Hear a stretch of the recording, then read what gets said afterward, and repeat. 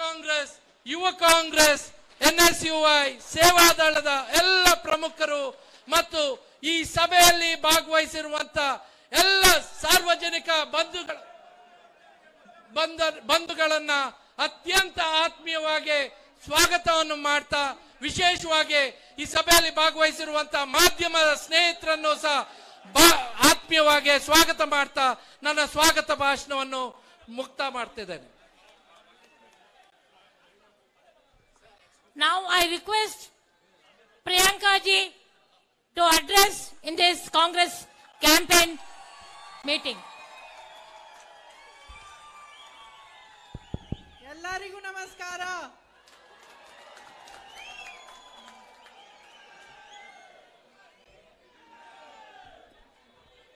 मेरी प्यारी बहनों, मेरे प्यारे भाइयों, आप कुछ समय से इंतजार कर रहे हैं. मुझे थोड़ी देरी हो गई, इसके लिए माफी चाहती हूँ और आपको बहुत बहुत धन्यवाद देना चाहती हूँ कि आपने इंतजार किया. ನಾನು ಬಾಳೆಹೊನ್ನೂರಿಗೆ ಬರುವಂತ ಸಂದರ್ಭದಲ್ಲಿ ಸ್ವಲ್ಪ ತಡವಾಗಿ ಬಂದಿದ್ದೇನೆ. ಅದಕ್ಕೋಸ್ಕರ ತಮ್ಮೆಲ್ಲರ ಕ್ಷಮೆಯನ್ನು ನಾನು ಯಾಚಿಸ್ತೇನೆ ಮತ್ತು ತಮ್ಮ ಪ್ರೀತಿ ಮತ್ತು ವಿಶ್ವಾಸಕ್ಕಾಗಿ ನಾನು ತಮ್ಮೆಲ್ಲರಿಗೂ ಕೂಡ ಆಭಾರಿಯಾಗಿದ್ದೇನೆ. डॉक्टर अंशुमन जी, श्री BK हरिप्रसाद जी, श्री राजेश धर्मानी जी, श्री BM संदीप जी, श्रीमती आरती कृष्णा जी, श्री BL शंकर जी, मोतम्मा जी, M श्रीनिवास जी और मेरे सभी कांग्रेस पार्टी के साथी नेतागण जो इस मंच पर उपस्थित हैं, उन सबका इस सभा में बहुत बहुत स्वागत. ಕಾಂಗ್ರೆಸ್ಸಿನ ಎಲ್ಲ ಮುಖಂಡರುಗಳೇ, ಈ ಸಭೆಯಲ್ಲಿ ಹಾಜರಿರತಕ್ಕಂತ ಎಲ್ಲ ನನ್ನ ಸಹೋದರ ಸಹೋದರಿಯರೇ, ನಿಮ್ಮೆಲ್ಲರಿಗೂ ಕೂಡ ನಾನು ನನ್ನ ಧನ್ಯವಾದಗಳನ್ನ ಹೇಳಲಿಕ್ಕೆ ಬಯಸ್ತೇನೆ. मैं शारदा देवी से आ रही हूं. वहां जब मैं गई और वहां के शंकराचार्य जी से मैं मिली तो उन्होंने मुझे पूछा कि इंदिरा जी यहीं से लड़ी थी कि नहीं. तो मैंने कहा जी चिकमंगलूर से लड़ी थी. उन्होंने मुझे आशीर्वाद दिए. मैंने अपने भाई के लिए आशीर्वाद मांगा, उन्होंने आशीर्वाद दिया और मुझे कहा कि यहाँ पे मेरे पिताजी भी आए थे, इंदिरा जी भी आई थी और जब इंदिरा जी आई तो उनके लिए एक संघर्ष का समय था. ನಾನು ಇವತ್ತು ಬೆಳಗ್ಗೆ ಶೃಂಗೇರಿಗೆ ಹೋದಂತ ಸಂದರ್ಭದಲ್ಲಿ ಮಾತೆ ಶಾರದಾಂಬೆಯ ದರ್ಶನ ಮಾಡಿದ ನಂತರ ಈಗಿನ ಶಂಕರಾಚಾರ್ಯರನ್ನ ಗುರುಗಳನ್ನ ಭೇಟಿ ಮಾಡಿದೆ. ಅವರು ಭೇಟಿ ಮಾಡಿದಂತ ಸಂದರ್ಭದಲ್ಲಿ ನನ್ನನ್ನು ಕೇಳಿದ್ರು, ನಿಮ್ಮ ಅಜ್ಜಿ ಶ್ರೀಮತಿ ಇಂದಿರಾ ಗಾಂಧಿ ಅವರು ಇಲ್ಲಿಂದ ಚುನಾವಣೆಯಲ್ಲಿ ಸ್ಪರ್ಧೆ ಮಾಡಿದ್ರೋ ಇಲ್ವೋ ಅಂತ. ಹೌದು ಅಂತೇಳಿ ನಾನು ಹೇಳಿದೆ. ನಮ್ಮ ಅಜ್ಜಿ ಇಂದಿರಾ ಗಾಂಧಿ ಅವರು ಇಲ್ಲಿಗೆ ಬಂದಿದ್ರು, ನಮ್ಮ ತಂದೆ ರಾಜೀವ್ ಗಾಂಧಿ ಅವರು ಕೂಡ ಇಲ್ಲಿಗೆ ಬಂದಿದ್ರು ಮತ್ತು ಅವರು ನನಗೆ ಆಶೀರ್ವಾದ ಮಾಡಿದ್ರು. ನಾನು ನನ್ನ ಸಹೋದರ ರಾಹುಲ್ ಗಾಂಧಿ ಅವರಿಗೆ ಆಶೀರ್ವಾದ ಬೇಡದೆ, ರಾಹುಲ್ ಗಾಂಧಿ ಅವರಿಗೂ ಅವರು ಆಶೀರ್ವಾದ ಮಾಡಿದ್ರು, ನನಗೂ ಕೂಡ ಅವರು ಆಶೀರ್ವಾದ ಮಾಡಿದ್ರು ಅನ್ನೋದು ನನ್ನ ಪುಣ್ಯ ಅಂತೇಳಿ ನಾನು ಭಾವಿಸ್ತೇನೆ.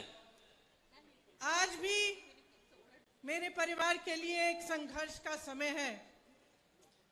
1978 में जब इंदिरा जी यहीं इसी मैदान में आई, उनके लिए संघर्ष का समय था. ಈಗಲೂ ಕೂಡ ನಮ್ಮ ಪರಿವಾರ ಸಂಘರ್ಷದ ಸಮಯವನ್ನು ಎದುರಿಸ್ತಾ ಇದೆ. 1978-79ರಲ್ಲಿ ನನ್ನ ಅಜ್ಜಿ ಇಂದಿರಾ ಗಾಂಧಿ ಈ ಪ್ರದೇಶಕ್ಕೆ ಬಂದಂತ ಸಂದರ್ಭದಲ್ಲೂ ಕೂಡ ಅದು ಕೂಡ ಒಂದು ಸಂಘರ್ಷದ ಸಮಯವಾಗಿತ್ತು. ಮತ್ತೊಂದು ಸಂಘರ್ಷದ ಸಮಯದಲ್ಲಿ ನಾನು ನಿಮ್ಮ ಮುಂದೆ ಬಂದು ನಿಂತಿದ್ದೇನೆ. उस दिन भी इसी तरह बारिश आ रही थी. ಅವತ್ತು ಕೂಡ ಇದೇ ರೀತಿ ಮಳೆಯ ವಾತಾವರಣ ಇತ್ತು. हम मानते हैं कि ये भगवान का आशीर्वाद है. ನಾನು ಭಾವಿಸ್ತೇನೆ ಇದು ದೇವರ ಆಶೀರ್ವಾದ ಅಂತೇಳಿ ಭಾವಿಸ್ತೇನೆ. बारिश शुभ है. ಮಳೆ ಅಂದ್ರೆ ಅದು ಶುಭ ಸಂಕೇತ. तो ये एक बहुत भावनात्मक क्षण है मेरे लिए कि मैं आज आपके यहाँ सामने खड़ी हूँ, इसी मंच पर, इसी मैदान पर, उसी तरह के मौसम में. ನನ್ನ ಪುಣ್ಯ ಅಂತೇಳಿ ನಾನು ಭಾವಿಸ್ತೇನೆ. ಅವತ್ತು ನನ್ನ ಅಜ್ಜಿ ಬಂದಂತ ಸಂದರ್ಭದಲ್ಲಿ ಯಾವ ವಾತಾವರಣ ಇತ್ತೋ ಅದೇ ರೀತಿಯ ಒಂದು ವಾತಾವರಣದ ಸಂದರ್ಭದಲ್ಲಿ ನಾನು ಇವತ್ತು ನಿಮ್ಮ ಮುಂದೆ ಬಂದು ನಿಲ್ಲುವಂತ ಒಂದು ಅವಕಾಶ ಸಿಕ್ಕಿದೆ. ಇದು ನನ್ನ ಸೌಭಾಗ್ಯ ಅಂತೇಳಿ ನಾನು ಭಾವಿಸ್ತೇನೆ. और आज दिल से अपने परिवार के तीनों पुश्तों से मैं आपको धन्यवाद देती हूं। ನಾನು ನಿಮ್ಮೆಲ್ಲರಿಗೂ ಹೃದಯಪೂರ್ವಕವಾಗಿ ನನ್ನ ಕುಟುಂಬದ ಎಲ್ಲ ಸದಸ್ಯರ ಪರವಾಗಿ ಹೃತ್ಪೂರ್ವಕವಾದಂತಹ ಧನ್ಯವಾದಗಳನ್ನು ಹೇಳಲಿಕ್ಕೆ ಬಯಸ್ತೇನೆ। कि जब इंदिरा जी का सबसे मुश्किल संघर्ष का समय था तो यहाँ की जनता चिकमंगलुरु उसके साथ खड़ी रही, आप खड़े रहे और आपने उनका साथ नहीं छोड़ा। ನನ್ನ ಅಜ್ಜಿ ಇಂದಿರಾ ಗಾಂಧಿ ಅವರ ಜೀವನದ ಅತ್ಯಂತ ಕಷ್ಟಕರವಾದಂತಹ ಸಂಘರ್ಷದ ಸಮಯದಲ್ಲಿ ಚಿಕ್ಕಮಗಳೂರಿನ ಜನತೆ ಅವರಿಗೆ ಆಶೀರ್ವಾದ ಮಾಡಿದ್ರು। ಈ ಪ್ರದೇಶಕ್ಕೆ ಬಂದಂತಹ ಸಂದರ್ಭದಲ್ಲಿ ಅದನ್ನು ನಾನು ಯಾವತ್ತಿಗೂ ಕೂಡ ಮರೆಯೋದಿಲ್ಲ। ಅದಕ್ಕೋಸ್ಕರ ನಮ್ಮ ಕುಟುಂಬ ಸದಾ ನಿಮಗೆ ಆಭಾರಿಯಾಗಿರುತ್ತದೆ। उनके खिलाफ भी एक केस लगाया गया और उनको भी संसद से निकाला गया। ಅವರ ವಿರುದ್ಧ ಕೂಡ ಲೋಕಸಭೆಯಲ್ಲಿ ಒಂದು ಕೇಸನ್ನು ಹಾಕಲಾಗಿತ್ತು, ಅವರನ್ನು ಕೂಡ ಸಂಸತ್ತಿನ ಹೊರಗಿಡಲಾಗಿತ್ತು। आप उन्हें संसद में वापस लाए, ಅವರನ್ನ ಮತ್ತೆ ನೀವು ಲೋಕಸಭೆಗೆ ವಾಪಸ್ ಕಳಿಸಿಕೊಟ್ರಿ। आपने उन्हें आत्मविश्वास दिया कि नहीं, इस देश की जनता अभी भी आपके साथ है, इंदिरा जी आप लड़ो।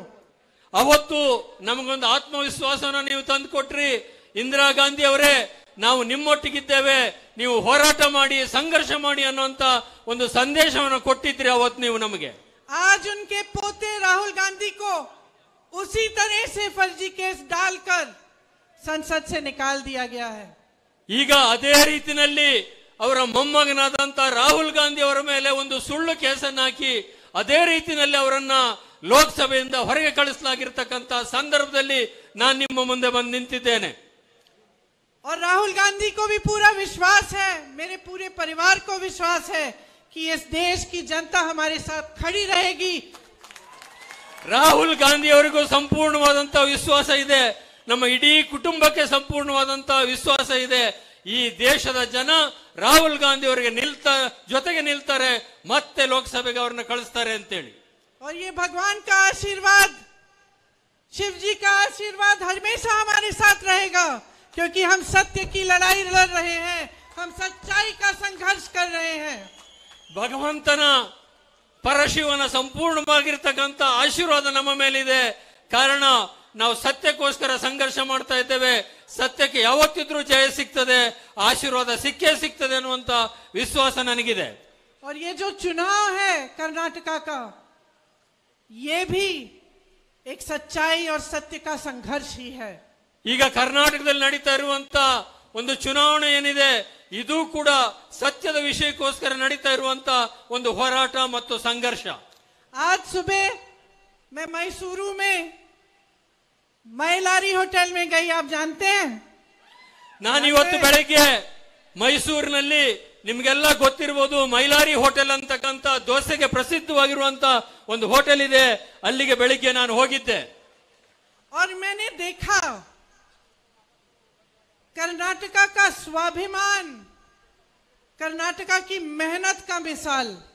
ಅಲ್ಲಿ ನಾನು ನೋಡಿದೆ, ಆ ಹೋಟೆಲ್ಗೆ ಹೋದಂತ ಸಂದರ್ಭದಲ್ಲಿ ಕರ್ನಾಟಕದ ಸ್ವಾಭಿಮಾನ ಮತ್ತು ಕರ್ನಾಟಕದಲ್ಲಿರುವಂತಹ ಶ್ರಮಶಕ್ತಿಯ ಒಂದು ದರ್ಶನ ನನಗೆ ಆಯಿತು ಇವತ್ತು ಬೆಳಿಗ್ಗೆ। जिसका होटल है, उन्होंने मुझे बताया कि उनके पिताजी ने ये काम शुरू किया था। ಆ ಹೋಟೆಲ್ಗೆ ನಾನು ಹೋದಂತ ಸಂದರ್ಭದಲ್ಲಿ ಅಲ್ಲಿಯ ಮಾಲಕ ನನಗೆ ಹೇಳ್ದ, ನಮ್ಮ ತಂದೆಯವರು ಈ ಹೋಟೆಲ್ ಅನ್ನ ಪ್ರಾರಂಭ ಮಾಡಿದ್ರು ಅಂತೇಳಿ। बहुत गर्व से मुझे रसोई में ले गए और मुझे भी डोसा बनाना सिखाया। ನನ್ನನ್ನ ಬಹಳ ಗೌರವದಿಂದ ಆ ಹೋಟೆಲ್ನ ಅಡಿಗೆ ಮನೆಗೆ ಕರ್ಕೊಂಡು ಹೋದ್ರು ಮತ್ತು ಅಲ್ಲಿ ನನಗೆ ಮೈಲಾರಿ ದೋಸೆಯನ್ನು ಹಾಕೋದು ಹೇಗೆ ಅನ್ನೋದನ್ನು ಕೂಡ ಹೇಳಿಕೊಟ್ರು। ನಾನು ಕೂಡ ಬೆಳಿಗ್ಗೆ ಅಲ್ಲೊಂದು ದೋಸೆ ಹಾಕಿದೆ ಆ ಹೋಟೆಲ್ನಲ್ಲಿ। अच्छा बनाया, ಚೆನ್ನಾಗೇ ಮಾಡಿದ್ದೀನಿ।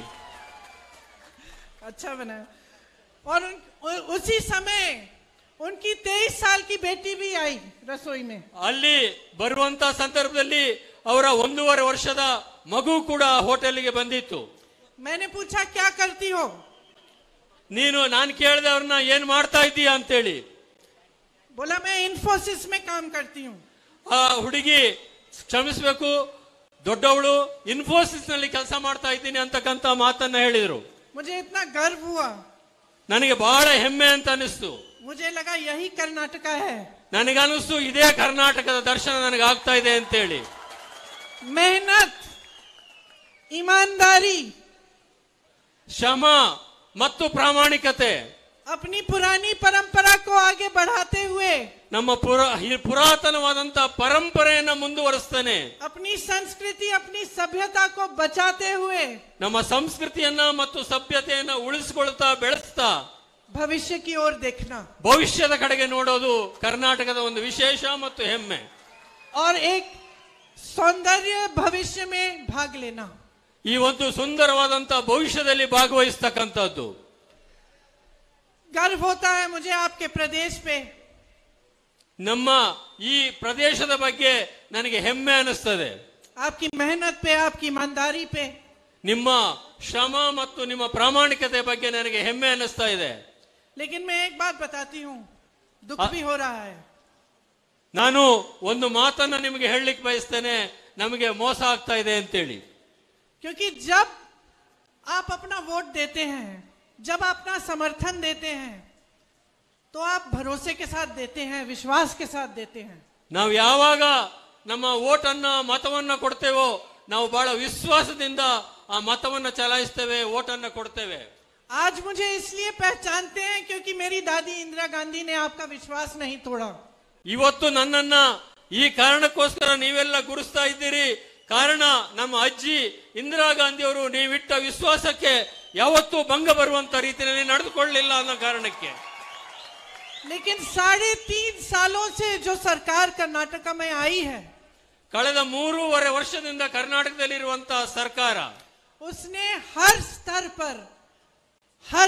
पर आपका विश्वास तोड़ा है. ಪ್ರತಿಯೊಂದು ಸ್ಥಳದಲ್ಲಿ ಪ್ರತಿಯೊಂದು ವಿಷಯದಲ್ಲಿ ಕಳೆದ 3.5 ವರ್ಷದಿಂದ ಕರ್ನಾಟಕ ಇರುವ ಸರ್ಕಾರ ನಿಮ್ಮ ವಿಶ್ವಾಸಕ್ಕೆ ಭಂಗ ತಂದಿದೆ, ಮೋಸ ಮಾಡಿದೆ. शुरू से तो लालच के आधार पर बनी. ಮೊದಲನೇದಾಗಿ ಸರ್ಕಾರ ಆಮಿಷಗಳನ್ನು ಒಡ್ಡಿ ರಚನೆ ಆದಂತಹ ಸರ್ಕಾರ ಇದು. पैसों से विधायकों को खरीदा गया. ಗೆದ್ದಿರುವಂತಹ ಶಾಸಕರನ್ನ ಖರೀದಿ ಮಾಡಿ ರಚನೆ ಮಾಡಿದಂತಹ ಸರ್ಕಾರ. कांग्रेस और जेडीयू की सरकार को तोड़ के बनाया. ಕಾಂಗ್ರೆಸ್ ಮತ್ತು ಜೆಡಿಎಸ್ ನ ಸರ್ಕಾರ ಏನಿತ್ತು ಅದನ್ನು ಒಡೆದು ರಚನೆ ಮಾಡಿದಂತಹ ಸರ್ಕಾರ. और तब से आज तक ಅವತ್ತಿನಿಂದ ಇವತ್ತಿನವರೆಗೆ एक एक वचन तोड़ा है. ಪ್ರತಿಯೊಂದು ಕೊಟ್ಟ ಮಾತನ್ನು ತಪ್ಪಿದ್ದಾರೆ, ವಚನವನ್ನ ಭಂಗ ಮಾಡಿದ್ದಾರೆ. इन्होंने युवाओं से कहा था कि युवाओं के लिए रोजगार बनाएंगे. ಯುವಕರಿಗೆ ಒಂದು ಮಾತನ್ನು ಕೊಟ್ಟಿದ್ರು, ಯುವಕರಿಗೋಸ್ಕರ ಉದ್ಯೋಗ ಸೃಷ್ಟಿ ಮಾಡ್ತೇವೆ ಅಂತೇಳಿ. किसानों को कहा था कि दुगनी आय करेंगे. ರೈತರಿಗೆ ಭರವಸೆಯನ್ನು ಕೊಟ್ಟಿದ್ರು, ತಮ್ಮ ಆದಾಯವನ್ನ 2 ಪಟ್ಟು ಮಾಡ್ತೇವೆ ಅಂತೇಳಿ.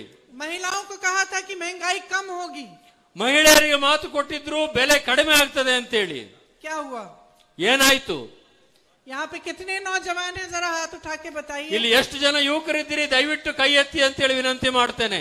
देखो कितने हैं. रोजगार मिला आपको सरकार से? ನಿಮಗೆ ಉದ್ಯೋಗ ಸಿಕ್ಕಿದೆಯಾ ಅಂತೇಳಿ ನಾನು ಕೇಳ್ತಾ ಇದ್ದೇನೆ. नहीं मिला. ಸಿಕ್ಕಿಲ್ಲ. आपको मालूम है कि सरकार में 2.5 लाख पद, 2.5 लाख ಸರ್ಕಾರ खाली हैं. ಪ್ರತಿ ವರ್ಷ 2.5 ಲಕ್ಷ ಸರ್ಕಾರಿ ಉದ್ಯೋಗಗಳು ಇಲ್ಲಿ ಖಾಲಿ ಇದ್ದಾವೆ. ಪ್ರತಿ ವರ್ಷ 2 ಕೋಟಿ ಉದ್ಯೋಗ ಸೃಷ್ಟಿ ಮಾಡುವಂತ ಮಾತನ್ನ ಸರ್ಕಾರ ಕೊಟ್ಟಿತ್ತು, ಪ್ರಧಾನಿ ಕೊಟ್ಟಿದ್ರು. लेकिन आपको नहीं मिल रहे हैं. ಆದ್ರೆ ನಿಮಗೆ ಆ ಉದ್ಯೋಗ ಇವತ್ತು ಸಿಗ್ತಾ ಇಲ್ಲ. आपको मालूम है कि हर पोस्ट का रेट फिक्स कर दिया गया है. ನಿಮ್ಮೆಲ್ಲರಿಗೂ ಗೊತ್ತಿದೆ, ಕರ್ನಾಟಕದಲ್ಲಿ ಭರ್ತಿಯಾಗುವಂತ ಪ್ರತಿಯೊಂದು ಹುದ್ದೆಗೂ ಕೂಡ ಇಷ್ಟು ಬೆಲೆ ಅಂತ ನಿಗದಿಯಾಗಿದೆ. आपको मालूम है कि हर भर्ती के एग्जाम में घोटाला है. ತಮಗೆ ಗೊತ್ತಿದೆ, ಪ್ರತಿಯೊಂದು ಹುದ್ದೆಯನ್ನು ಭರ್ತಿ ಮಾಡಲಿಕ್ಕೆ ನಡೆಯುವಂತ ಪರೀಕ್ಷೆಯಲ್ಲಿ ಸಂಪೂರ್ಣವಾಗಿ ಮೋಸ ನಡೀತದೆ ಅಂತೇಳಿ. कॉन्ट्रैक्टर्स आत्महत्या कर रहे हैं. ಕಾಂಟ್ರಾಕ್ಟ್ಗಳು ಆತ್ಮಹತ್ಯೆ ಮಾಡ್ಕೊಳ್ತಾ ಇದ್ದಾರೆ. Contractor association, school management association प्रधानमंत्री को चिट्ठी लिखते हैं. ಕರ್ನಾಟಕದ ಕಾಂಟ್ರಾಕ್ಟ್ಗಳ ಸಂಘ, ಖಾಸಗಿ ಶಾಲೆಗಳ ಸಂಘ ಅವರು ಪ್ರಧಾನಮಂತ್ರಿಗಳಿಗೆ ಸರ್ಕಾರದ ಮೇಲೆ ದೂರನ್ನು ಕೊಟ್ಟಿದ್ದಾರೆ. कोई जवाब नहीं आता. ಯಾವುದೇ ಉತ್ತರ ಪ್ರಧಾನಿಗಳಿಂದ ಇದುವರೆಗೆ ಬಂದಿಲ್ಲ. विधायक के बेटे को 8 करोड़ कैश के साथ पकड़ा जाता है. ಕರ್ನಾಟಕದ ಚನ್ನಗಿರಿಯ ಶಾಸಕ ಮಾಡಾಳು ವಿರೂಪಾಕ್ಷ ಅವರ ಮಗನನ್ನ 8 ಕೋಟಿ ಕ್ಯಾಶ್ ಸಮೇತ ಹಿಡಿಯಲಾಗ್ತದೆ. कोई कार्रवाई नहीं होती. ಅದರ ವಿರುದ್ಧ ಯಾವುದೇ ಕ್ರಮ ಇದುವರೆಗೆ ಆಗಿಲ್ಲ. उल्टा उनके विधायक पिता परेड निकालते हैं. ಅದಕ್ಕೆ ಬದಲಾಗಿ ಅವರ ಶಾಸಕರ ಮಗ ದೊಡ್ಡ ಮೆರವಣಿಗೆಯಲ್ಲಿ ಊರಿಗೆ ಬರುವಂತಹ ಸ್ಥಿತಿ ನಿರ್ಮಾಣ ಆಗಿದೆ. ये कहने के लिए कि आज के कर्नाटका में हम कुछ भी कर सकते हैं, हमें कोई नहीं छू सकता। ಈಗ ಇದರ ಅರ್ಥ ಏನು ಅಂತಂದ್ರೆ ಕರ್ನಾಟಕದಲ್ಲಿ ನಾವು ಏನ್ ಬೇಕಾದ್ರೂ ಮಾಡಬಹುದು, ನಮ್ಮನ್ನು ಯಾರು ಹೇಳೋರಿಲ್ಲ ಕೇಳೋರಿಲ್ಲ ಅಂತಕ್ಕಂತ ಒಂದು ವಾತಾವರಣ ನಿರ್ಮಾಣ ಆಗಿದೆ। कोविड के मरीजों से तक लूट किया, ಕೋವಿಡ್ ನಿಂದ ಬಾಧಿತರಾದಂತ ಅವರಿಂದಲೂ ಕೂಡ ಹಣ ಲೂಟಿ ಮಾಡ್ತಕ್ಕಂತ ಕೆಲಸ ಈ ರಾಜ್ಯದಲ್ಲಿ ನಡೀತು। किसी को नहीं छोड़ा, स्कूल के बच्चों के अंडों को भी, ಯಾರನ್ನು ಕೂಡ ಬಿಡ್ಲಿಲ್ಲ। ಶಾಲೆಗೆ ಹೋಗುವಂತ ಮಕ್ಕಳ ಆಹಾರ ವಿಚಾರದಲ್ಲೂ ಕೂಡ ಅವರನ್ನು ಬಿಡ್ಲಿಲ್ಲ, ಯಾವುದನ್ನು ಕೂಡ ವಿನಾಯಿತಿ ಕೊಡ್ಲಿಲ್ಲ। मेरी बहनें यहाँ बैठी हैं, ನನ್ನ ಸಹೋದರರಲ್ಲಿ ಕುಂತಿದ್ದಾರೆ, मेहनत करती हो, ತಾವೆಲ್ಲ ಕೂಡ ಶ್ರಮ ಪಡ್ತೀರಿ। मैं जानती हूँ, चाहे कहीं भी काम करती हो, चाहे खेती में भी जाना पड़ता है, घर आके काम करना पड़ता है, खाना पकाना पड़ता है, बच्चों की देखभाल करनी पड़ती है, पूरे परिवार की परवरिश को देखना पड़ता है, मैं जानती हूँ। ನನಗೆ ಗೊತ್ತಿದೆ, ಇಲ್ಲಿ ನಾನು ಕೂತಿರ್ತಕ್ಕಂಥ ನನ್ನ ಸಹೋದರಿ ಯಾರಿದ್ದಾರೆ, ನೀವು ಮನೆಯಲ್ಲಿ ಶ್ರಮ ಪಡಬೇಕಾಗ್ತದೆ, ಹೊಲ ಗದ್ದೆಗಳಲ್ಲಿ ಕೆಲಸ ಮಾಡಬೇಕಾಗ್ತದೆ, ಸಂಸಾರ ನಿಭಾಯಿಸಬೇಕಾಗ್ತದೆ, ಮಕ್ಕಳನ್ನ ಸಾಕಬೇಕಾಗ್ತದೆ, ಸಂಸಾರದ ಸಂಪೂರ್ಣ ಜವಾಬ್ದಾರಿಯನ್ನ ನೀವೆಲ್ಲ ಹೊರಬೇಕಾಗ್ತದೆ। ಹಾಗಾಗಿ ಎಲ್ಲ ನನ್ನ ಸಹೋದರಿಯರು ಕೂಡ ಬಹಳಷ್ಟು ಶ್ರಮವನ್ನ ತಾವೆಲ್ಲ ಕೂಡ ಪಡ್ತೀರಿ। ದೊಡ್ಡದಾಗಿರ್ತಕ್ಕಂಥ ಸಾಂಸಾರಿಕ ಹೊರೆ ತಮ್ಮ ಮೇಲೆ ಎಲ್ಲರ ಮೇಲೂ ಇದೆ। संघर्ष का जीवन है आपका, ನಿಮ್ಮೆಲ್ಲರ ಜೀವನ ಸಂಘರ್ಷದಿಂದ ಕೂಡಿರ್ತದೆ।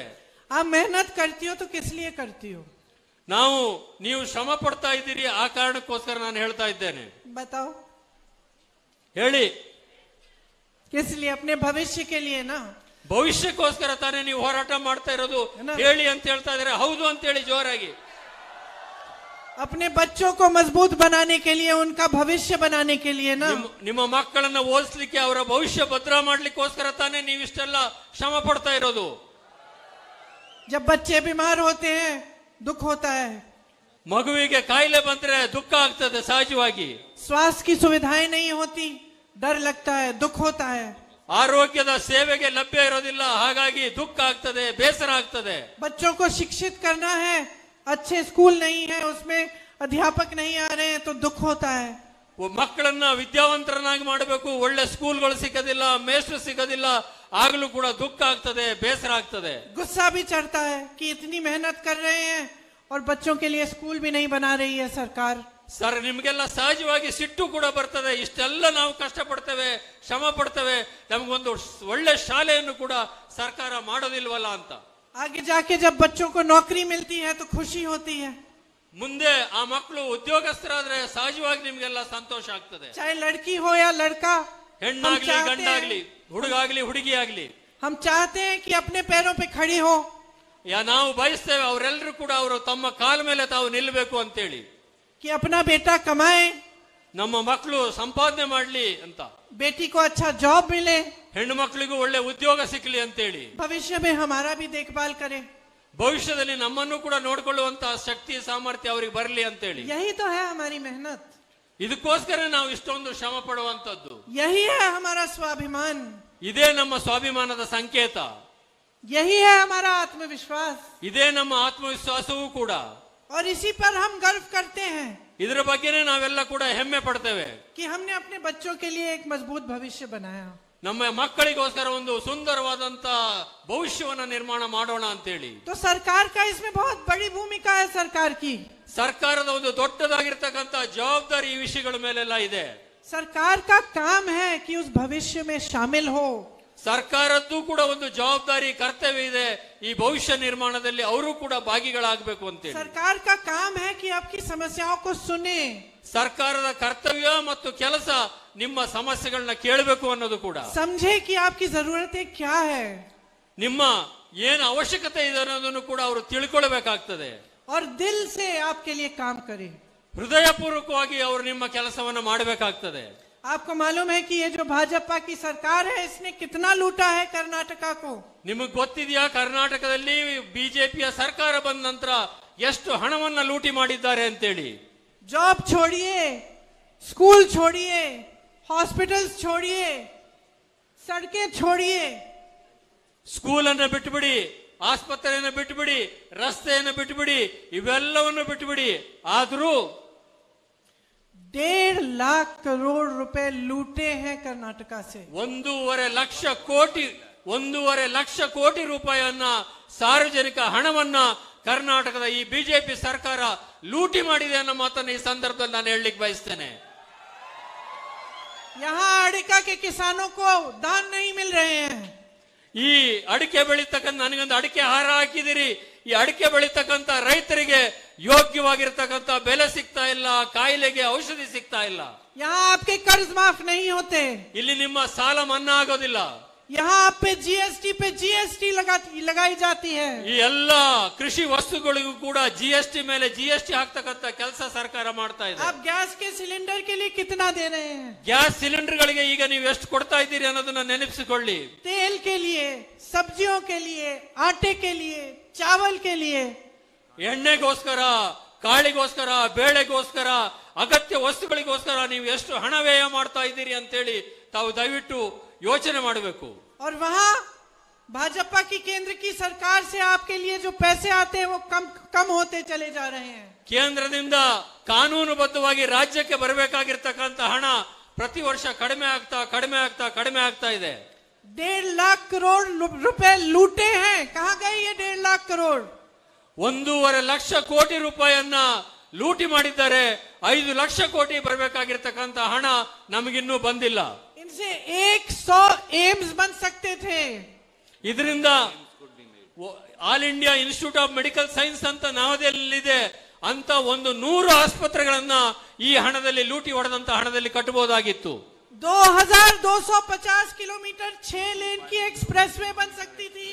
2250 ಕಿಲೋಮೀಟರ್ ಒಂದು ಉತ್ತಮವಾಗಿರ್ತಕ್ಕಂಥ ರಸ್ತೆಯನ್ನು ಮಾಡಬಹುದಾಗಿತ್ತು.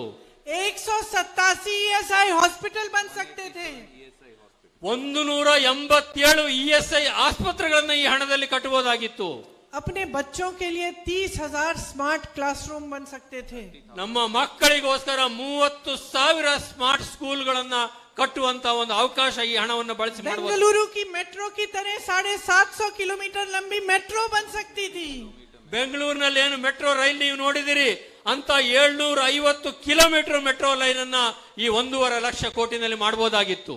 और कर्नाटका के गरीबों के लिए 30 लाख अफोर्डेबल हाउसिंग के घर बन सकते थे. ಕರ್ನಾಟಕದಲ್ಲಿ ವಸತಿ ರಹಿತರಾಗಿರ್ತಕ್ಕಂಥ ಬಡವರಿಗೆ 30 ಲಕ್ಷ ಮನೆಗಳನ್ನ ಈ ಹಣದಲ್ಲಿ ಕಟ್ಟಬಹುದಾಗಿತ್ತು. ये है भ्रष्टाचार. ಇದೇ ಭ್ರಷ್ಟಾಚಾರದ ಸ್ವರೂಪ. खुला भ्रष्टाचार. ಸಂಪೂರ್ಣವಾಗಿರ್ತಕ್ಕಂಥ ಸರ್ವಾಂತರ್ಯಾಮಿ ಭ್ರಷ್ಟಾಚಾರ. कि आपके लिए कुछ नहीं, ನಿಮಗೆ ಏನೂ ಇಲ್ಲ, लोन नहीं, सही दाम नहीं, खाने के लिए नहीं, आपके लिए जीएसटी. और चाहे प्रदेश में लूट हो चाहे देश में, प्रधानमंत्री जी अपने दोस्त अडानी के लिए जीएसटी माफ कर रहे हैं, लोन माफ कर रहे हैं. और अडानी जी 1600 करोड़ रुपए बना रहे हैं दिन में, और देश का किसान 27 रुपए बना रहा है. ನೀವು ರೈತರಿಗೆ ಬೆಳೆದಂತ ಬೆಳೆಗೆ ಸರಿಯಾದಂತ ಬೆಲೆ ಸಿಗ್ತಾ ಇಲ್ಲ, ಪರಿಶ್ರಮಕ್ಕೆ ಸಕ್ಕಂತ ಪ್ರತಿಫಲ ಸಿಗ್ತಾ ಇಲ್ಲ.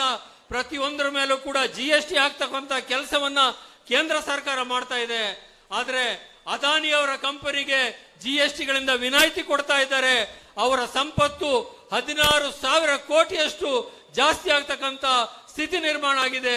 ಪ್ರತಿ ದಿವಸ ಸಾವಿರಾರು ಕೋಟಿ ರೂಪಾಯಿ ಅವರ ಆದಾಯ ಮತ್ತು ಆಸ್ತಿ ಜಾಸ್ತಿ ಆಗ್ತಕ್ಕಂಥ ನೋಡ್ತಾ ಇದ್ದೇವೆ. ಬಡವರ ಪಾಲಿಗೆ ಏನು ಸಿಗ್ತಾ ಇಲ್ಲ. तो ये कब होता है बहनों और भाइयों? ये तब होता है जब एक ऐसी सरकार आती है जो जनता का आदर नहीं करती.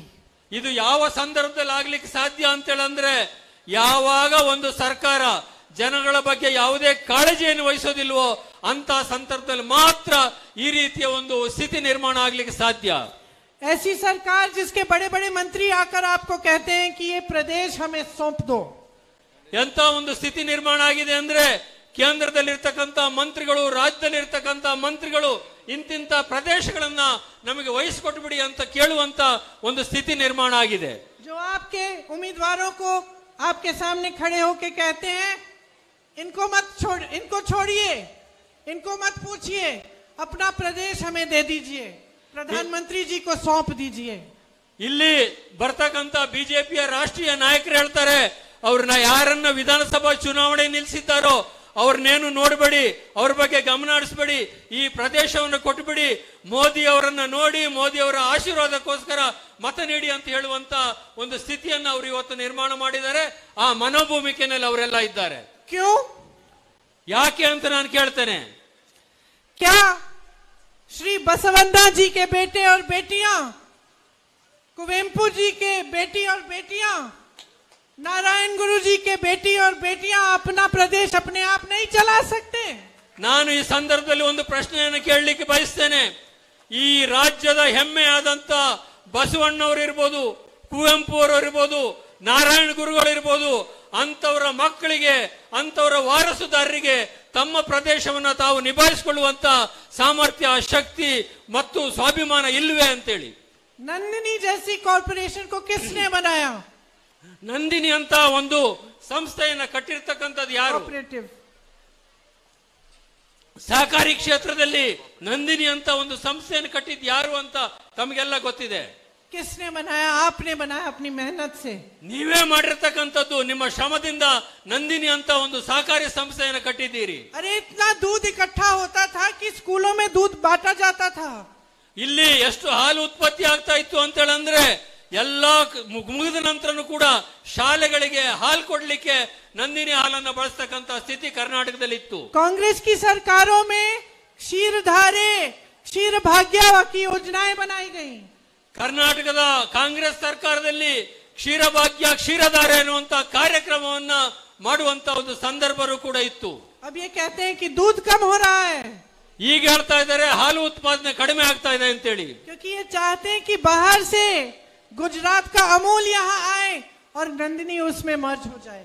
ಅವರ ಉದ್ದೇಶ ಏನಿದೆ ಅಂತ ಹೇಳಿದ್ರೆ ಇಲ್ಲಿ ಹಾಲು ಉತ್ಪಾದನೆಯನ್ನ ಬುದ್ಧಿಪೂರ್ವಕವಾಗಿ ಕಡಿಮೆ ಮಾಡಿ ಗುಜರಾತ್ನ ಅಮೂಲ್ ಹಾಲನ್ನ ಕರ್ನಾಟಕಕ್ಕೆ ಬರಲಿಕ್ಕೆ ಭೂಮಿಕೆ ಸಿದ್ಧ ಮಾಡುವಂತ ಒಂದು ಪ್ರಯತ್ನದಲ್ಲಿ ಅವರೆಲ್ಲ ಇದ್ದಾರೆ. 1 करोड़ से ज्यादा लोगों की कमाई खतरे में है, लेकिन ಒಂದು- उनको कोई परवाह नहीं है. 1 ಕೋಟಿ ಹೈನುಗಾರಿಕೆ ಮಾಡ್ತಕ್ಕಂತ ಹಾಲು ಉತ್ಪಾದನೆ ಮಾಡ್ತಕ್ಕಂತ ರೈತರ ಬದುಕು ಇವತ್ತು ಕಷ್ಟಕ್ಕೆ ಸಿಗ್ತಕ್ಕಂತ ಒಂದು ಸ್ಥಿತಿ ನಿರ್ಮಾಣ ಆಗಿದೆ. कर्नाटका के गर्व की कोई परवाह नहीं है.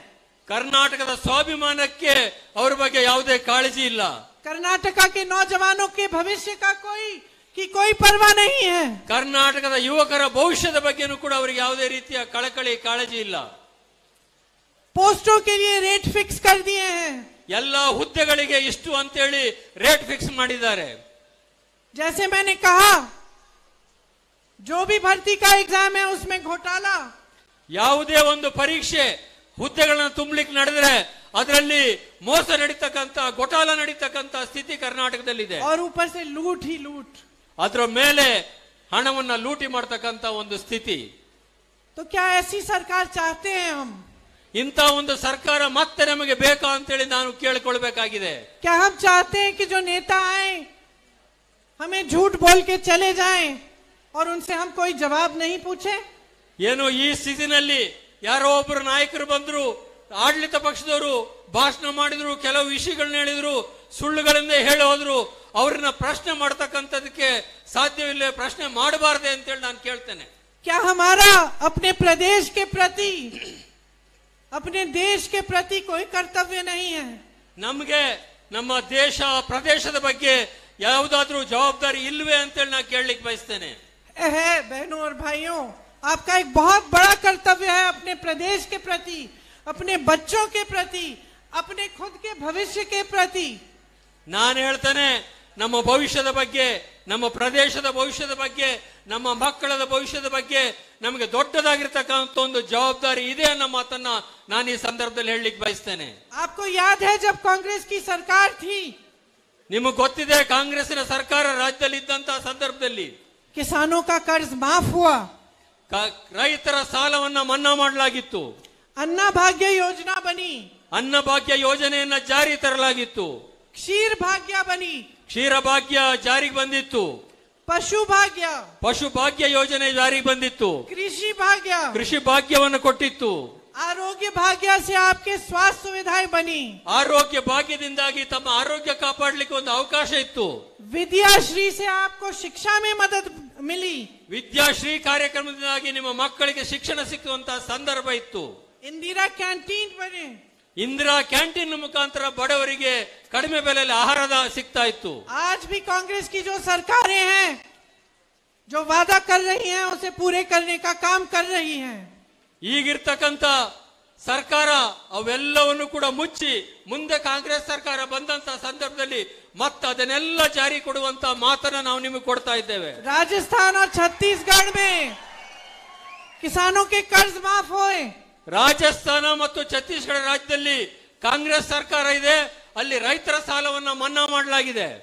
छत्तीसगढ़ में एमएसपी सबसे ज्यादा है. ಛತ್ತೀಸ್ಗಢದಲ್ಲಿ ಮಿನಿಮಮ್ ಸಪೋರ್ಟ್ ಪ್ರೈಸ್ ಅಂದ್ರೆ ಕಡಿಮೆ ಆದಾಯಕ್ಕೆ ಕೊಡ್ತಕ್ಕಂತ ಬೆಲೆ ಕೊಡ್ತಕ್ಕಂಥದ್ದು ಇಡೀ ರಾಷ್ಟ್ರದಲ್ಲಿ ಅತ್ಯಂತ ಹೆಚ್ಚಿಗೆ ಇದೆ. हिमाचल में पुरानी पेंशन स्कीम लागू करने का वादा किया, अब शुरू हो गया है. ಹಿಮಾಚಲ ಪ್ರದೇಶದಲ್ಲಿ ಮೊನ್ನೆ ಚುನಾವಣೆಗಿಂತ ಮುಂಚೆ ನಾವು ಓಲ್ಡ್ ಪೆನ್ಷನ್ ಸ್ಕೀಮ್ ಅನ್ನ ಜಾರಿ ಮಾಡುವಂತ ಮಾತು ಕೊಟ್ಟಿದ್ದೇವೆ, ಅದನ್ನು ಈಗಾಗಲೇ ಜಾರಿ ಕೊಡ್ತಕ್ಕಂತ ಕೆಲಸವನ್ನು ಮಾಡ್ತಾ ಇದ್ದೇವೆ. और आज इस मंच पे खड़े हुए मैं आपको बताना चाहती हूं कि कांग्रेस पार्टी कर्नाटका के लिए कुछ गारंटी लाई है. ನಾನು ಈ ವೇದಿಕೆ ಮುಖಾಂತರ ತಮ್ಮಲ್ಲಿ ನಿವೇದನೆ ಮಾಡ್ಕೊಳ್ಳಿಕ್ಕೆ ಬಯಸ್ತೇನೆ, ಹೇಳಲಿಕ್ಕೆ ಬಯಸ್ತೇನೆ. ಕರ್ನಾಟಕದಲ್ಲಿ ಕಾಂಗ್ರೆಸ್ಸಿನ ಸರ್ಕಾರ ಮುಂದಿನ ತಿಂಗಳು ಬಂದ ನಂತರ ಕೆಲವು ಗ್ಯಾರಂಟಿಗಳನ್ನ ನಾವು ನಿಮಗೆ ಕೊಡ್ತಾ ಇದ್ದೇವೆ, ಅದನ್ನ ನಾವು ನಿಮಗೆ ಹೇಳಲಿಕ್ಕೆ ಬಯಸ್ತೇನೆ. सबसे बड़ी गारंटी लूट बंद और विकास शुरू होगा. ಎಲ್ಲದಕ್ಕಿಂತ ದೊಡ್ಡ ಗ್ಯಾರಂಟಿ ಅಂದ್ರೆ ಲೂಟಿಯನ್ನ ಬಂದ್ ಮಾಡ್ತೇವೆ, ವಿಕಾಸವನ್ನ ಪ್ರಾರಂಭ ಮಾಡ್ತೇವೆ. 100% प्रगति की गारंटी. 100ಕ್ಕೆ 100 ಪ್ರಗತಿಯ ಗ್ಯಾರಂಟಿಯನ್ನು ನಾವು ನಿಮಗೆ ಕೊಡ್ತಾ ಇದ್ದೇವೆ. ये जो 2.5 लाख सरकारी पद खाली पड़े हैं 3.5 सालों से, इनको कांग्रेस भरवाएगी, आपको रोजगार देगी. 3.5 ವರ್ಷಗಳಿಂದ 2.5 ಲಕ್ಷ ಸರ್ಕಾರಿ ಹುದ್ದೆಗಳು ಖಾಲಿ ಬಿದ್ದಿದ್ದಾವೆ, ಅದನ್ನ ಸರ್ಕಾರ ಬಂದ ತಕ್ಷಣ ತುಂಬತಕ್ಕಂತ ಕೆಲಸವನ್ನ ನಾವು ಮಾಡ್ತೇವೆ. गृह ज्योति योजना लाएगी. गृह ज्योति योजना लाएगी जिससे 200 यूनिट आपको बिजली के फ्री मिलेंगे. ಇಲ್ಲಿ ಕರ್ನಾಟಕದ ಪ್ರತಿಯೊಬ್ಬರಿಗೂ ಕೂಡ ಗೃಹ ಜ್ಯೋತಿ ಯೋಜನೆಯನ್ನ ಜಾರಿಗೆ ತಂದು ಪ್ರತಿ ಮನೆಗೆ 200 ಯೂನಿಟ್ ಕರೆಂಟ್ ಅನ್ನ ಪುಕ್ಕಟಾಗಿ ಕೊಡ್ತಕ್ಕಂತ ಕೆಲಸವನ್ನ ಸರ್ಕಾರ ಬಂದ ತಕ್ಷಣ ಜಾರಿ ಮಾಡ್ತೇವೆ. अन्ना भाग्य में आपको 10 किलो चावल मुफ्त मिलेगी. ಅನ್ನಭಾಗ್ಯ ಕಾರ್ಯಕ್ರಮವನ್ನು ಮತ್ತೆ ಪ್ರಾರಂಭ ಮಾಡಿ ಪ್ರತಿ ಕುಟುಂಬದ ಪ್ರತಿಯೊಬ್ಬರಿಗೆ 10 ಕೆಜಿ ಅಕ್ಕಿಯನ್ನ ಉಚಿತವಾಗಿ ಕೊಡ್ತಕ್ಕಂತ ಕಾರ್ಯಕ್ರಮವನ್ನ ಮತ್ತೆ ಪ್ರಾರಂಭ ಮಾಡ್ತೇವೆ. युवा निधि योजना बनाएंगे. ಯುವ ನಿಧಿ ಯೋಜನೆಯನ್ನ ಜಾರಿಗೆ ತರ್ತೇವೆ, जिसमें सभी ग्रेजुएट युवाओं को 3,000 रुपए हर महीने मिलेंगे. ಈ ಯುವ ನಿಧಿ ಯೋಜನೆಯಲ್ಲಿ ಕರ್ನಾಟಕದ ಪ್ರತಿಯೊಬ್ಬ ಪದವೀಧರನಿಗೆ 2 ವರ್ಷಗಳ ಕಾಲ ಪ್ರತಿ ತಿಂಗಳು 3,000 ರೂಪಾಯಿ ಸ್ಟೈಫಂಡ್ ಕೊಡುವಂತ ಕೆಲಸವನ್ನ ಸರ್ಕಾರ ಬಂದ ತಕ್ಷಣ ಜಾರಿ ಕೊಡುವ ಕೆಲಸ ಮಾಡ್ತೇವೆ. डिप्लोमा वाले युवाओं को 1,500 रुपए हर महीने मिलेंगे. ಯಾರು ಡಿಪ್ಲೊಮಾ ಪದವೀಧರರಿದ್ದಾರೆ ಅವರಿಗೂ 2 ವರ್ಷಗಳ ಕಾಲ 1,500 ರೂಪಾಯಿ ಪ್ರತಿ ತಿಂಗಳು ಕೂಡ ಸ್ಟೈಫಂಡ್ ಕೊಡುವಂತ ಕೆಲಸವನ್ನ ಕರ್ನಾಟಕದ ಕಾಂಗ್ರೆಸ್ ಸರ್ಕಾರ ಮಾಡ್ತದೆ. मेरी बहनों, आपकी रोज की मेहनत की पहचान ये है कि आपके लिए एक गृह लक्ष्मी योजना बनाएंगे जिसमें आपके खाते में आपको 2,000 रुपए हर महीने मिलेंगे. ನನ್ನ ಸಹೋದರಿಯರೇ, ತಾಯಂದಿರೇ, ನಿಮ್ಮ ಕಷ್ಟಗಳೆಲ್ಲ ನಮ್ಗೆ ಅರ್ಥ ಆಗ್ತವೆ, ನಿಮ್ಮ ಆರ್ಥಿಕ ಸಂಕಷ್ಟ ನಮ್ಗೆ ಅರ್ಥ ಆಗ್ತದೆ. ಅದಕ್ಕೋಸ್ಕರ ಪ್ರತಿ ಮನೆಯ ಒಬ್ಬ ಮಹಿಳಾ ಯಜಮಾಂತಿಗೆ ಪ್ರತಿ ತಿಂಗಳು 2,000 ರೂಪಾಯಿ ನಿಮ್ಮ ಅಕೌಂಟಿಗೆ ಪ್ರತಿ ತಿಂಗಳು ಹಾಕುವಂತ ಕೆಲಸವನ್ನ ಸರ್ಕಾರ ಬಂದ ತಕ್ಷಣ ಮಾಡ್ತೇವೆ. नंदिनी को मजबूत बनाएंगे. ನಂದಿನಿಯನ್ನ ಮತ್ತೆ ಬಲಪಡಿಸ್ತಕ್ಕಂತ ಕೆಲಸ ಮಾಡ್ತೇವೆ. मुझे मालूम है कि यहाँ के जो अड़िका के किसान हैं वो येलो लीफ डिजीज से ನನಗೆ ಗೊತ್ತಿದೆ, परेशान हैं. ಈ ಪ್ರದೇಶದಲ್ಲಿರುವಂತ ಅಡಿಕೆ ಬೆಳೆಗಾರರಿಗೆ ಹಳದಿ ಎಲೆ ರೋಗ ಮತ್ತು ಎಲೆ ಚುಕ್ಕಿ ರೋಗದಿಂದ ದೊಡ್ಡ ಸಂಕಷ್ಟವನ್ನ ನೀವೆಲ್ಲ ಅನುಭವಿಸ್ತಾ ಇದ್ದೀರಿ ಅಂತಕ್ಕಂಥ ಮಾಹಿತಿ ನನ್ನಲ್ಲಿದೆ. आपकी खेती खत्म हुई लेकिन आपको कोई कॉम्पेंसेशन नहीं मिला. ನಿಮ್ಮೆಲ್ಲ ಅಡಿಕೆ ತೋಟಗಳು ಹಾಳಾಗಿದ್ದಾವೆ, ಆದ್ರೆ ಯಾವುದೇ ರೀತಿಯ ಪರಿಹಾರ ಸರ್ಕಾರದಿಂದ ಸಿಕ್ಕಿಲ್ಲ. आपके लिए हम न्यूनतम आय और सही दाम की गारंटी देते हैं. ನಿಮ್ಮೆಲ್ಲರಿಗೂ ಕೂಡ ನೀವು ಬೆಳೆದಂತ ಯಾವುದೇ ಬೆಳೆಗಳಿರ್ಬೋದು ಅದಕ್ಕೆ ಸರಿಯಾಗಿರ್ತಕ್ಕಂಥ ಮಾರುಕಟ್ಟೆ ದರವನ್ನ ಕೊಡುವಂತ ಕೆಲಸವನ್ನ ಕಾಂಗ್ರೆಸ್ ಸರ್ಕಾರ ಮಾಡ್ತದೆ. देखिए, ये सब जो गारंटी हैं, जो वादे हैं, ये चुनाव के लालच से नहीं कह रहे हैं हम। ನಾನು ಒಂದು ಮಾತನ್ನು ನಿಮ್ಮಲ್ಲಿ ಹೇಳಲಿಕ್ಕೆ ಬಯಸ್ತೇನೆ. ಈ ಚುನಾವಣೆಗೋಸ್ಕರ ಬಂದಿದ್ದೇನೆ, ಚುನಾವಣೆಗೋಸ್ಕರ ಈ ಎಲ್ಲ ಗ್ಯಾರಂಟಿ ಬಗ್ಗೆ ಹೇಳ್ತಾ ಇದ್ದೇನೆ ಅಂತ ತಾವು ಭಾವಿಸಬಾರದು. ಇದು ಚುನಾವಣೆಗೋಸ್ಕರ ಕೊಡ್ತಾ ಇರುವಂತ ಗ್ಯಾರಂಟಿ ಅಲ್ಲ. मुझे याद है, मैं 16-17 साल की थी, मेरे पिताजी घर पे खाना खा रहे थे हमारे साथ. ನಾನು ಚಿಕ್ಕವಳಿದ್ದಂತ ಸಂದರ್ಭದಲ್ಲಿ ನನ್ನ ತಂದೆ ನನ್ನೊಟ್ಟಿಗೆ ನಮ್ಮ ಮನೆಯಲ್ಲಿ ಊಟ ಮಾಡ್ತಾ ಇದ್ರು. उनके साथ कोई बैठे थे जिनके साथ वो काम करते थे, और बातचीत चल रही थी कि बेंगलुरु को हम विश्व में प्रसिद्ध बना सकते हैं. ಆ ಸಂದರ್ಭದಲ್ಲಿ ಇನ್ನು ಕೆಲವರು ಆ ಸಂದರ್ಭದಲ್ಲಿ ಹಾಜರಿದ್ರು. ಅವರವರಲ್ಲೇ ಮಾತುಕತೆ ಆಗ್ತಾ ಇತ್ತು. ಬೆಂಗಳೂರನ್ನ ಹೇಗೆ ವಿಶ್ವ ಪ್ರಸಿದ್ಧ ಮಾಡಬೇಕು ಅನ್ನೋದನ್ನ ನಮ್ಮ ತಂದೆ ಅವರೊಟ್ಟಿಗೆ ಮಾತಾಡ್ತಾ ಇದ್ರು. मैंने पिताजी से पूछा, ನಾನು ನಮ್ಮ ತಂದೆ ಅವರನ್ನು ಕೇಳಿದೆ, कैसे करोगे, क्या सोच रहे हो आप? ಹೇಗೆ ಮಾಡ್ತೀರಿ, ಏನ್ ಯೋಚನೆ ಮಾಡ್ತಾ ಇದ್ದೀರಿ ಅಂತ ನಮ್ಮ ತಂದೆ ರಾಜೀವ್ ಗಾಂಧಿ ಅವ್ರನ್ನ ನಾನು ಕೇಳಿದೆ.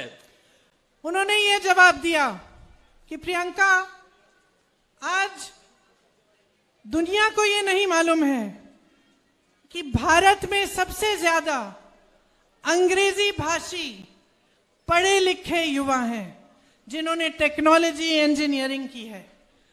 ಆಗ ಪ್ರಿಯಾಂಕಾ, ನಿನಗೊಂದು ವಿಷಯ ಗೊತ್ತಿಲ್ಲ, ಬಹಳಷ್ಟು ಜನರಿಗೆ ವಿಷಯ ಗೊತ್ತಿಲ್ಲ. ಭಾರತದಲ್ಲಿ ತಂತ್ರಜ್ಞಾನ ಪಡೆದಿರತಕ್ಕಂತ, ಇಂಜಿನಿಯರಿಂಗ್ ಪಡೆದಿರತಕ್ಕಂತ ಬಹಳ ದೊಡ್ಡದಾಗಿರ್ತಕ್ಕಂಥ ಯುವ ಸಮೂಹ ಇರತಕ್ಕಂಥದ್ದು ನಮ್ಮ ಭಾರತ ದೇಶದಲ್ಲಿ ಅನ್ನೋ ಮಾತನ್ನ ಅವ್ರು ನನಗೆ ಹೇಳಿದ್ರು.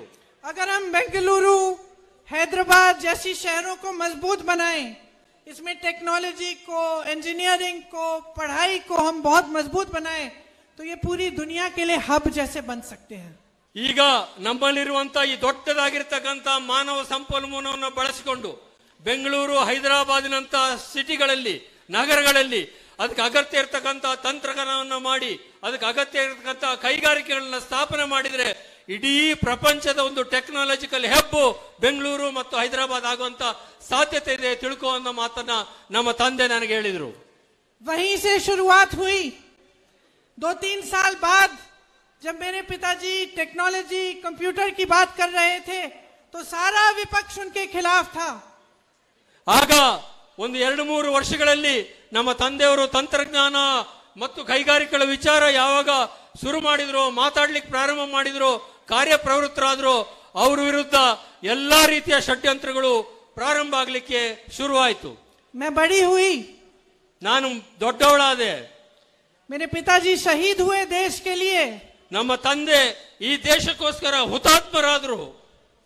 लेकिन उसके 6-7 साल बाद ही बेंगलुरु खिलने लगा. ಅವರು ಹುತಾತ್ಮರಾದಂತ 6-7 ವರ್ಷಗಳ ನಂತರ ಇಡೀ ಬೆಂಗಳೂರು ವಿಶ್ವದಲ್ಲೇ ಪ್ರಸಿದ್ಧಿಯಾಗುವಂತ ನಗರವಾಗಿ ಬೆಳೆಯಲಿಕ್ಕೆ ಶುರುವಾಯಿತು. ಸಿಲಿಕಾನ್ ಸಿಟಿ ಅನ್ನುವಂತ ಹೆಸರನ್ನು ತೆಗೆದುಕೊಳ್ತು. दुनिया में सुप्रसिद्ध हो गया. ಇಡೀ ಪ್ರಪಂಚದಲ್ಲೇ ಬೆಂಗಳೂರು ಸುಪ್ರಸಿದ್ಧ ಆಯಿತು. 6 महीने पहले मैं अपनी बेटी को विदेश में कॉलेज छोड़ने के लिए गई. 6 ತಿಂಗಳ ಹಿಂದೆ ನಾನು ನನ್ನ ಮಗಳನ್ನ ವಿದೇಶದಲ್ಲಿ ವಿದ್ಯಾಭ್ಯಾಸಕ್ಕೋರ ಕಳಿಸ್ಲಿಕ್ಕೆ ಹೋಗಿದ್ದೆ. स्टेशन में प्लेटफॉर्म में खड़ी थी. ರೈಲ್ವೆ ಸ್ಟೇಷನ್ ನ ಪ್ಲಾಟ್ಫಾರ್ಮ್ ಅಲ್ಲಿ ನಿಂತಿದ್ದೆ. एक हिंदुस्तानी लड़का आया, ಒಬ್ಬ ಹಿಂದೂಸ್ತಾನಿ ಭಾರತೀಯ ಹುಡುಗ ಬಂದ. मेरे से पूछा, आप प्रियंका हो? ನನ್ನನ್ನು ಕೇಳಿದ್ರು, ನೀವು ಪ್ರಿಯಾಂಕಾ ಅವರು ಹೌದಾ ಅಂತ. मैंने हाँ कहा. मैंने कहा, कहाँ के हो? कहता मैं बेंगलुरु का हूँ. ನಾನು ಅವ್ರು ಹೇಳ್ದ ಹೌದು, ನಾನು ಹೇಳ್ದೆ ನಾನು ಹೌದು, ನಾನು ಪ್ರಿಯಾಂಕಾ. ಯಾಕೆ ಅಂತ ಕೇಳಿದೆ. ಯಾಕೆಂದ್ರೆ ನಾನು ಬೆಂಗಳೂರಿನವನು, ನಿಮ್ಮನ್ನ ನಾನು ಪರಿಚಯ ಮಾಡ್ಕೊಳ್ಳಬಲ್ಲೆ ಅಂತೇಳಿ ಹೇಳಿದ ಅವನು. मैंने कहा, क्या करते हो? ನಾನು ಕೇಳಿದೆ, ಏನ್ ಮಾಡ್ತಾ ಇದ್ದೀಯಾ ಅಂತೇಳಿ. कहा कि मैं IT कंपनी में काम करता हूँ दीदी. ಅವನು ಹೇಳ್ದ, ನಾನೊಂದು IT ಕಂಪನಿನಲ್ಲಿ ಕೆಲಸ ಮಾಡ್ತಾ ಇದ್ದೇನೆ ಅಕ್ಕ ಅಂತೇಳಿ ಹೇಳ್ದ. और हम दोनों को एक दूसरे से मिलकर बहुत गर्व हुआ. ಅವನು ಹೇಳ್ದ, ನಾನು ನಿಮ್ಮನ್ನ ಭೇಟಿ ಮಾಡಿದ ನಂತರ ನನಗೆ ಅತ್ಯಂತ ಹೆಮ್ಮೆ ಆಯ್ತು ಅಂತೇಳಿ. उसके चेहरे पे मैं देख पाई कि कर्नाटका का स्वाभिमान था. ನಾನು ಅವರ ಮುಖವನ್ನು ಗಮನಿಸಿದಂತ ಸಂದರ್ಭದಲ್ಲಿ ಕರ್ನಾಟಕದ ಜನರ ಸ್ವಾಭಿಮಾನದ ಪ್ರತಿಫಲ ಆ ಯುವಕನ ಮುಖದಲ್ಲಿ ನಾನು ನೋಡ್ಲಿಕ್ಕೆ ಸಾಧ್ಯ ಆಯ್ತು. आत्मविश्वास था, गर्व था. ಆತ್ಮವಿಶ್ವಾಸ ಇತ್ತು, ಹೆಮ್ಮೆ ಇತ್ತು. और मुझे गर्व था कि मेरे देश का एक युवा इतना आगे बढ़ गया है और मेरे पिता का सपना पूरा हुआ है. ನನಗೂ ಕೂಡ ಹೆಮ್ಮೆ ಆಯ್ತು, ನಮ್ಮ ದೇಶದ ಒಬ್ಬ ಯುವಕ ಇಷ್ಟು ಬೆಳೆದಿದ್ದಾನೆ ಮತ್ತು ನನ್ನ ತಂದೆಯವರ ಬಗ್ಗೆನೂ ಕೂಡ ಬಹಳ ದೊಡ್ಡ ಹೆಮ್ಮೆ ಆಯಿತು. तो ये राजनीति नहीं है, ಇದು ರಾಜಕಾರಣ ಅಲ್ಲ, ये एक भावना है ಇದು ಭಾವನೆಗಳು. जो कर्नाटका के गर्व को, आपके स्वाभिमान को, आपकी परंपरा, सभ्यता, संस्कृति को पहचानती है. ಇದು ಕರ್ನಾಟಕದ ಸ್ವಾಭಿಮಾನವನ್ನ, ಕರ್ನಾಟಕದ ಹೆಮ್ಮೆಯನ್ನ, ಕರ್ನಾಟಕದ ಗೌರವವನ್ನ ಪರಿಚಯ ಮಾಡಿಕೊಳ್ತಕ್ಕಂತ ಒಂದು ಸಂದರ್ಭ. और ये सिर्फ मुझ में नहीं है, ये कांग्रेस के हर एक नेता में है. ಇದು ನನ್ನಲ್ಲಿ ಮಾತ್ರ ಇಲ್ಲ, ಪ್ರತಿಯೊಬ್ಬ ಕಾಂಗ್ರೆಸ್ಸಿನ ನಾಯಕರಲ್ಲೂ ಕೂಡ ಈ ರೀತಿಯ ಭಾವನೆ ಇದೆ. ये आपके लिए समर्पित हैं. ಇವರೆಲ್ಲರೂ ಕೂಡ ತಮ್ಮನ್ನ ತಾವು ತಮಗೋಸ್ಕರ ಸಮರ್ಪಿಸಿಕೊಂಡಿದ್ದಾರೆ. हम सबको दुख होता है कि आज आपकी परिस्थिति क्या है. ಪ್ರತಿಯೊಬ್ಬರಿಗೂ ಕೂಡ ಗೊತ್ತಿದೆ ಇವತ್ತು ನಿಮ್ಮ ಪರಿಸ್ಥಿತಿ ಏನಿದೆ ಅಂತೇಳಿ. हम इस परिस्थिति को सुधारना चाहते हैं. ನಾವು ಈ ಪರಿಸ್ಥಿತಿಯನ್ನು ಸುಧಾರಿಸಲಿಕ್ಕೆ ಬಯಸ್ತೇವೆ. आपको एक ऐसी सरकार देना चाहते हैं जिससे आपको गर्व हो. ನಾವು ಇಂಥ ಒಂದು ಸರ್ಕಾರವನ್ನು ನಿಮಗೆ ಕೊಡ್ಲಿಕ್ಕೆ ಬಯಸ್ತೇವೆ, ಅದರಿಂದ ನಿಮಗೆ ಸಂಪೂರ್ಣವಾಗಿರ್ತಕ್ಕಂಥ ಹೆಮ್ಮೆ ಆಗಬೇಕು. जो आपसे अपना लूटे नहीं, ನಿಮ್ಮಿಂದ ಲೂಟಿ ಮಾಡ್ತಕ್ಕಂಥದ್ದಲ್ಲ, जो आपका है वो आपको दे. ನಿಮ್ಮ ಹಣವನ್ನ ನಿಮಗೆ ವಾಪಸ್ ಕೊಡ್ತಕ್ಕಂಥ ಒಂದು ಸರ್ಕಾರವನ್ನ ಕರ್ನಾಟಕದಲ್ಲಿ ತರುವಂತ ಉದ್ದೇಶ ನಮ್ದು. जो आपका अधिकार है उसे पूरा करे. ನಿಮ್ಮ ಏನು ಅಧಿಕಾರ ಇದೆ ಅದನ್ನ ಸಂಪೂರ್ಣವಾಗಿ ನಿಮಗೆ ಕೊಡುವಂತ ಸರ್ಕಾರ. महंगाई कम करे, ಬೆಲೆ ಏರಿಕೆಯನ್ನು ಕಡಿಮೆಗೊಳಿಸುವಂತ, नौजवानों को रोजगार दे, ಯುವಕರಿಗೆ ಉದ್ಯೋಗ ಕೊಡುವಂತ, इंफ्रास्ट्रक्चर को बनाए, ಮೂಲಭೂತ ಸೌಕರ್ಯಗಳನ್ನ ಮಾಡುವಂತ, कर्नाटका को आगे बढ़ाए ಕರ್ನಾಟಕವನ್ನ ಮುನ್ನಡೆಸುವಂತ, और इस देश का गर्व बनाए. ಈ ದೇಶದ ಹೆಮ್ಮೆ ಆಗುವಂತ ರೀತಿಯಲ್ಲಿ ಸರ್ಕಾರ ರಚನೆ ಮಾಡುವಂತ ಮತ್ತು ಕೆಲಸ ಮಾಡುವಂತ. तो मुझे आशा है, पूरी आशा है कि आप कांग्रेस को इस चुनाव में जिताएंगे. ನನಗೆ ಸಂಪೂರ್ಣವಾಗಿರ್ತಕ್ಕಂಥ ವಿಶ್ವಾಸ ಇದೆ, ಈ ಚುನಾವಣೆಯಲ್ಲಿ ಕಾಂಗ್ರೆಸ್ ತಾವು ಗೆಲ್ಲಿಸ್ತೀರಿ ಅಂತೇಳಿ. क्योंकि आज हमारा देश, आपका प्रदेश एक ऐसे मोड़ पे है कि अगर हम ये नहीं समझेंगे कि हमें एक सच्ची राजनीति चाहिए, जो हमें भाई भाई से न लड़ाए, जो हम सबके लिए काम करे, हम सबको आगे बढ़ाए, तो बहुत नुकसान हो सकता है देश का, प्रदेश का. ಈಗ ಈ ದೇಶ ಮತ್ತು ಈ ರಾಜ್ಯ ಇಂಥ ಒಂದು ರಾಜಕಾರಣದ ತಿರುವಿನಲ್ಲಿದೆ. ಈ ರಾಜ್ಯದಲ್ಲಿ ಮತ್ತು ಈ ದೇಶದಲ್ಲಿ ಒಬ್ಬರ ಮೇಲೆ ದ್ವೇಷ, ಅಸೂಯೆ ಇರ್ತಕ್ಕಂಥ ವಾತಾವರಣ ಹೋಗಿ ಎಲ್ಲರ ಪರಿಶ್ರಮಕ್ಕೆ ಬೆಲೆ ಕೊಡ್ತಕ್ಕಂಥ, ಅವರ ಶಕ್ತಿಯನ್ನು ಬಳಸ್ಕೊಳ್ತಕ್ಕಂಥ, ಈ ದೇಶವನ್ನು ಮುನ್ನಡೆಸ್ತಕ್ಕಂಥ ಒಂದು ಸ್ಥಿತಿ ನಿರ್ಮಾಣ ಆಗದೆ ಹೋದ್ರೆ ಈ ದೇಶಕ್ಕೆ ಬಹಳ ದೊಡ್ಡದಾಗಿರ್ತಕ್ಕಂಥ ನಷ್ಟ ಆಗುವಂತ ಎಲ್ಲ ಸಾಧ್ಯತೆಗಳು ಕೂಡ ಇದ್ದಾವೆ. मुझे आप में बहुत विश्वास है. ನನಗೆ ನಿಮ್ಮ ಮೇಲೆ ಸಂಪೂರ್ಣವಾಗಿರ್ತಕ್ಕಂಥ ವಿಶ್ವಾಸ ಇದೆ. विश्वास इस बात में है कि पब्लिक का अनुभव सबसे बड़ा होता है. ನನಗೆ ವಿಶ್ವಾಸ ಈ ಕಾರಣಕ್ಕಿದೆ, ಸಾರ್ವಜನಿಕರಿಂದ ಬರ್ತಕ್ಕಂಥ ಪ್ರೀತಿ ಬಹಳ ದೊಡ್ಡದು ಅನ್ನೋ ಕಾರಣಕ್ಕೋಸ್ಕರ. आपका विवेक सबसे ज्यादा, सबसे गहरा है. ನಿಮ್ಮ ವಿನಯ ಎಲ್ಲದಕ್ಕಿಂತ ಬಹಳ ದೊಡ್ಡದಾಗಿರ್ತಕ್ಕಂಥದ್ದು. आप सब समझते हो, ನೀವೆಲ್ಲ ತಿಳ್ಕೊಳ್ತೀರಿ, सच को पहचानते हो ಸತ್ಯವನ್ನ ತಿಳ್ಕೊಳ್ತಕ್ಕಂಥ ಶಕ್ತಿ ನಿಮ್ಮಲ್ಲಿದೆ. और उसी को लेकर अपना भविष्य बनाओगे. ಅದನ್ನ ತೆಗೆದುಕೊಂಡೇ ನಮ್ಮ ಭವಿಷ್ಯವನ್ನು ರೂಪಿಸಬೇಕಾಗಿದೆ. बहुत बारिश हुई, आपने इंतजार किया, फिर भी आप खड़े रहे मेरी बातों को सुनने.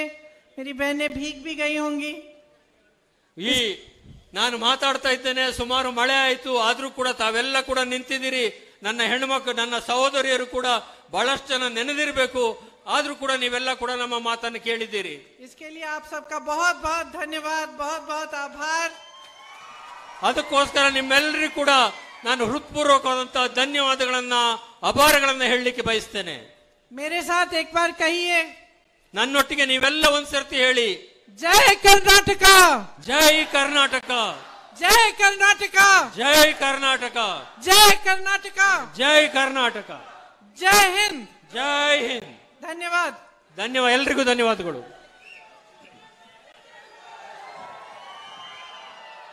ನಿಮ್ಮೆಲ್ಲರನ್ನ ವಂದಿಸಲಿಕ್ಕೆ ಬರ್ತಾ ಇದ್ದಾರೆ ಜಿಲ್ಲಾ ಮಹಿಳಾ ಕಾಂಗ್ರೆಸ್ಸಿನ ಅಧ್ಯಕ್ಷರಾದ ಶಬಾನಾ ಸುಲ್ತಾನ್ ಅವರು.